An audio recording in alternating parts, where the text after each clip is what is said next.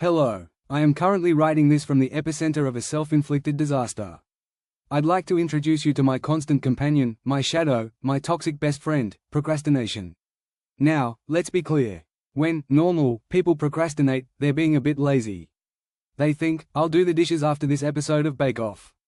And then they do. They get up, they wash a plate, and they move on with their lives like functional members of the species. But ADHD procrastination? That's not lazy. Lazy implies you're having a good time. Lazy implies relaxation. What I am doing is executive dysfunction parkour. I am sitting on my sofa, physically paralyzed, staring at a pile of paperwork with the intensity of a man trying to defuse a nuclear bomb with his mind, while my brain plays a lo-fi remix of the Cantina Band song from Star Wars on a loop. I am the productivity martyr. I have spent 6 hours today getting ready to work.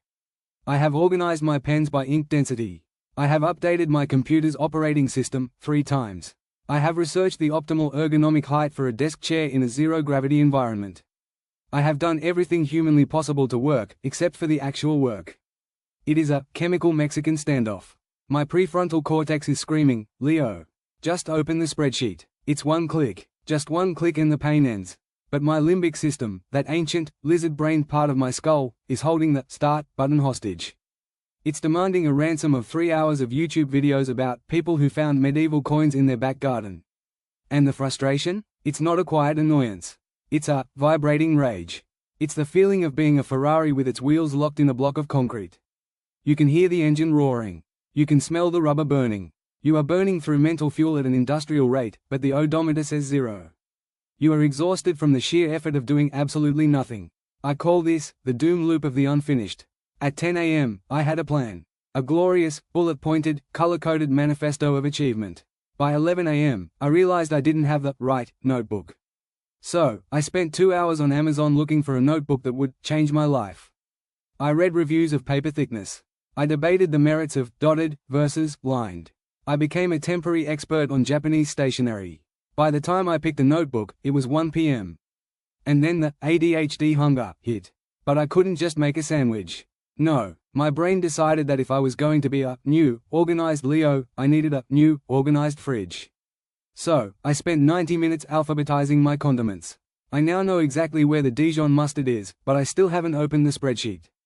I am a professional side quest hunter.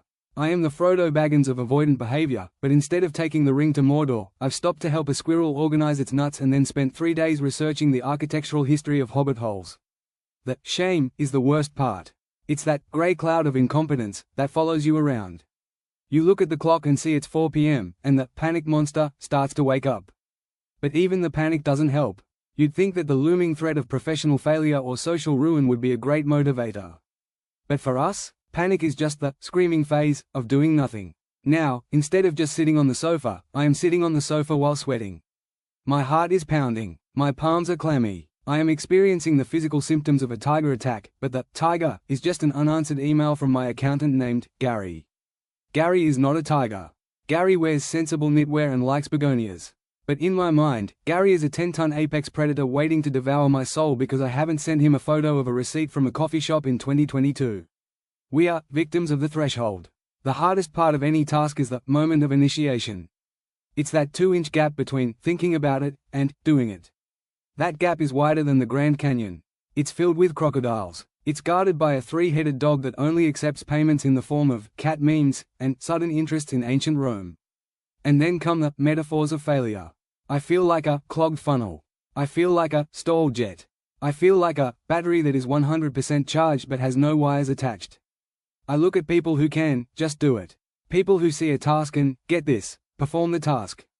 It's witchcraft. It's sorcery. How do they do it? They don't have to negotiate with their own brain for 3 days just to put a load of laundry in the machine. They don't have to create an incentive structure involving chocolate, 3 podcasts, and a ceremonial dance just to take the bins out. They are the linear people. They live in a world of step A to step B. I live in a world of step A to wait, why is that bird blue? To I should buy a unicycle. To oh God, it's dark outside and I'm still wearing one sock. The frustration is corrosive. It eats away at your self-esteem. You start to think you're broken. You think you're defective. You compare your behind-the-scenes blooper reel to everyone else's highlight reel. You see your friend posting about their morning 5K run and their green smoothie, and you're still trying to remember where you put your other shoe. Update: it's in the shower. Don't ask. I don't know either. But here is the truth, from one procrastination professional to another, this isn't a character flaw. It's a neurological traffic jam. Your brain is a city with 10,000 cars and only one green light, and the guy operating the light has fallen asleep at his post. So, what do? We forgive ourselves. We lower the bar. If I can't do the big thing, I'll do the micro thing. I won't clean the kitchen. I'll wash one fork. I won't write the report. I'll open the document and type my name. Sometimes, you have to trick the lizard.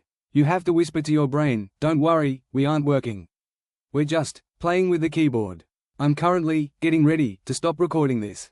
It'll probably take me 3 hours to hit the save button. I'll see you in the next episode, assuming I remember to upload this one. Wish me luck. I'm going to go find Gary the Tiger.